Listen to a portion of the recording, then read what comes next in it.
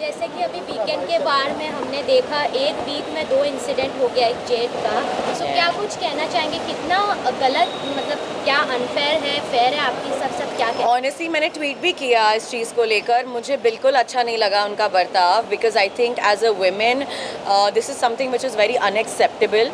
हाँ, मुझे बेबी का ज़्यादा कुछ गेम में पसंद नहीं आ रही थी, बट इस चीज़ में मैं डेफिनेटली उनके साथ खड़ी हूँ, बिकॉज यार फैमिली शो है एंड सलमान सर ने क्लियरली बोला था शो चालू होने से पहले भी कि मैं कोई भी लाइन क्रॉस नहीं होने दूंगा इस बार।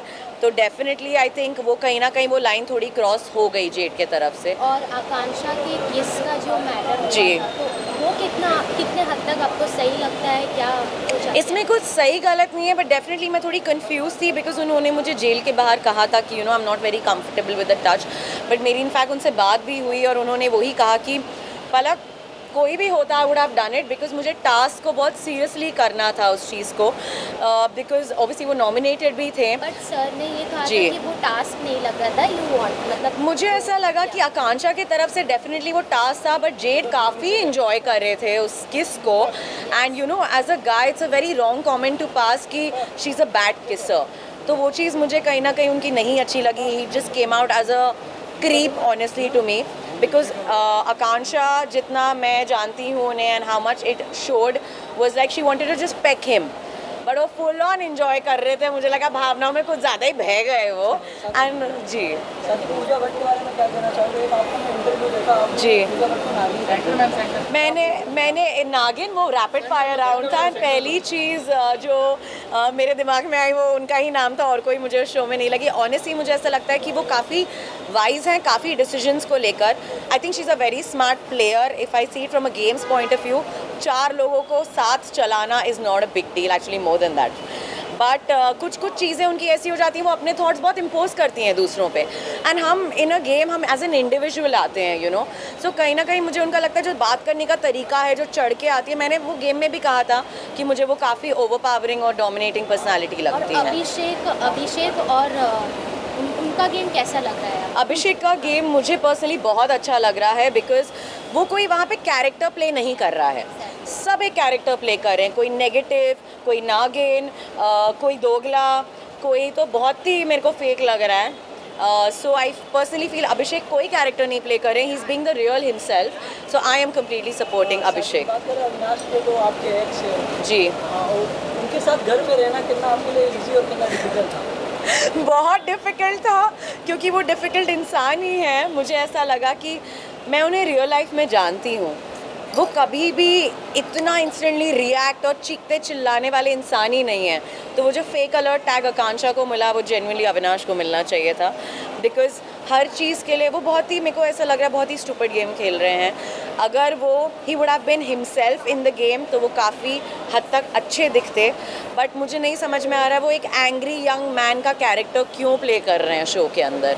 बहुत ही फोर्स लग रहा है वो मुझे। जब आप लोगों ने 1-2 बार देखा भी, जब मैंने उनसे बात करने की कोशिश भी की तो वो ऐसे चढ़कर आ रहे थे।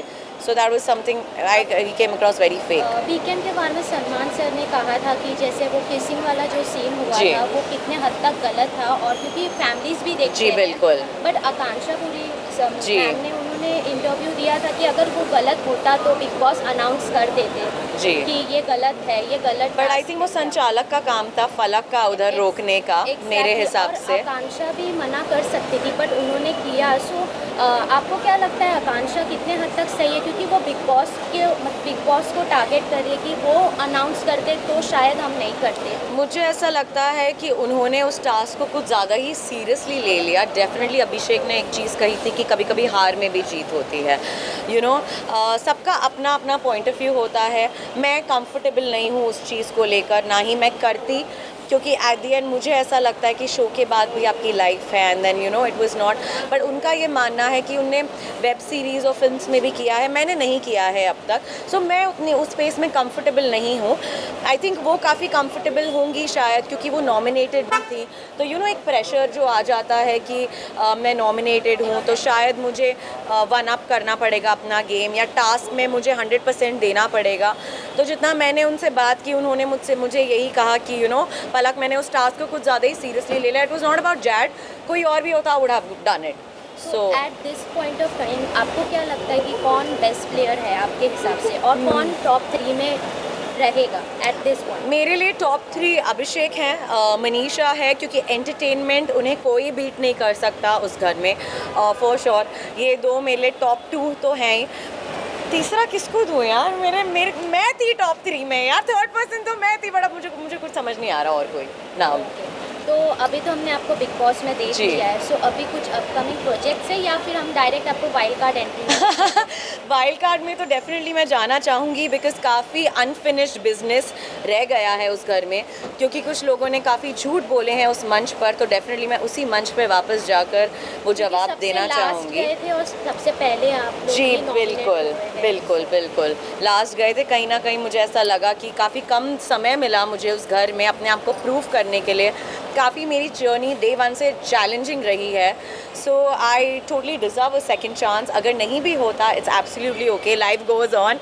यहाँ पे लाइफ ख़त्म नहीं होती है, बट डेफिनेटली आप लोग मुझे अपकमिंग प्रोजेक्ट्स में देखेंगे। Web series is something that I am planning to do next. Yeah, thank you so much. Thank